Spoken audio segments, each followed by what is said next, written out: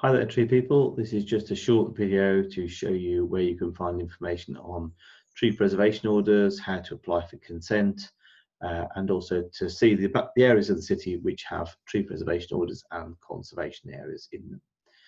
So I'm just going to share my screen with you, and we'll start from there.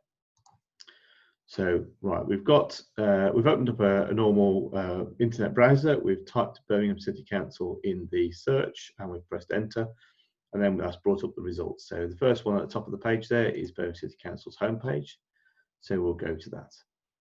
If we scroll down the homepage, which has got a number of other options on there for services that you might need to interact with the council with, we'll scroll down and we can find planning and development.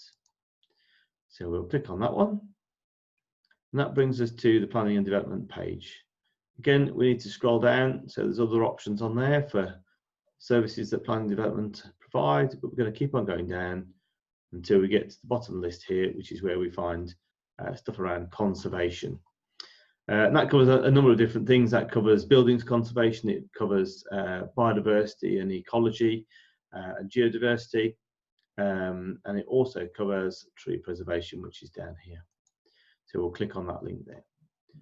That takes us through to the tree preservation page. So on here we can find a number of options. We can request a new tree preservation order. We can apply for tree works consent. We can find out about trees in conservation areas. So here we can see what that covers.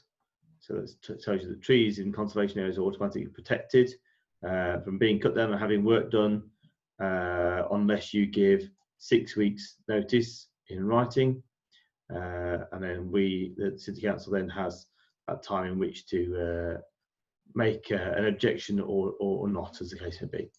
There are some exceptions to those. So trees less than 75 millimetres in diameter, measured at 1.5 metres above the ground, if they're individual trees, or trees less than 100 millimetres in diameter, if that's to help the growth of other trees in a group. Dead or dangerous trees, again, could be an exception under the notification, although really we should get 5 days notice that works can happen. If that can't happen, then we really need a phone call or photographs. But we'll move back, we'll go back a page, because what we're looking at is where these things are. So we can find out if a tree is protected.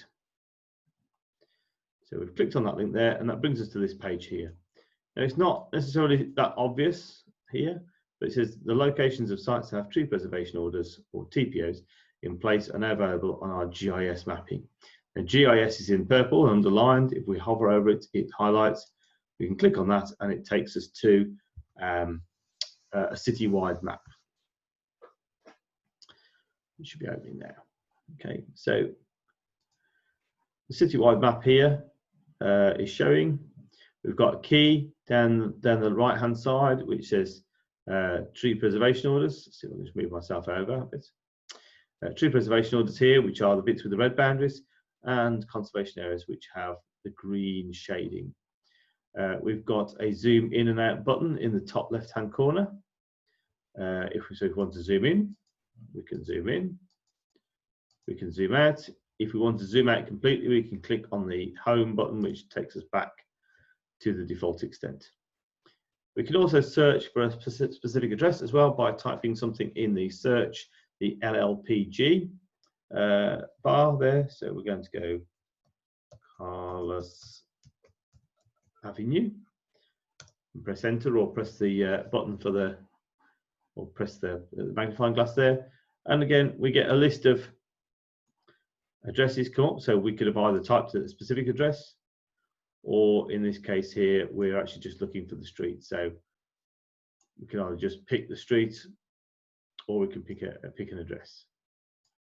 So pick the street on that one, or we can click the close button. Just zooming out to give us a bit of a better view here, because it's taken us right into the street view there.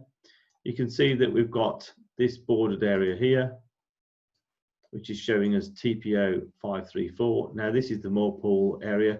Now I know that's an area TPO, but it's also a conservation area as well.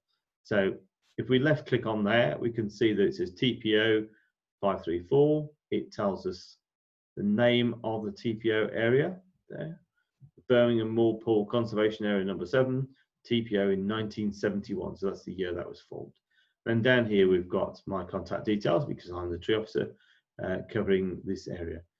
Up here on the top of this purple bar there's the next feature along, which also tells us this is conservation area, so Moorpool Harbour Conservation Area. So this one's quite an interesting one because the TPO, being an area order, covers all trees that were there in the year that the order was made, so 1971. So trees that have come after that are not covered by the TPO. However, they are protected under the conservation area status. If we return to the full extent there, we can have a look, and if we scroll in up on the north here, we'll zoom in there, we can see that this area of Sutton has an awful lot of TPOs, and just to show that there's more than one of us here, we'll click on that box there. So this TPO here is number 313, and it's the Birmingham land at Newhall Farm, Walmley Sutton Coalfield, and my colleague Alan, his contact details are on there. And again, if we go out again, and we'll move over to the east of the city, let's move in here a bit far in. Let's see if we can find a TPO there. There's a TPO 1152. So we'll click on that one there. And again, this is quite a small one, but it's corner of Woodcock Lane, Warwick Road, Acots Green, TPO, 2006 that was made, and my colleague's name and phone numbers there. So for each of the TPOs and conservation areas, you can usually find out the details of which of the tree officers within planning is responsible for dealing with the consents or work orders in those areas. So hopefully that's given you a bit of an insight into how you can find out whether there's a TPO or conservation in your area.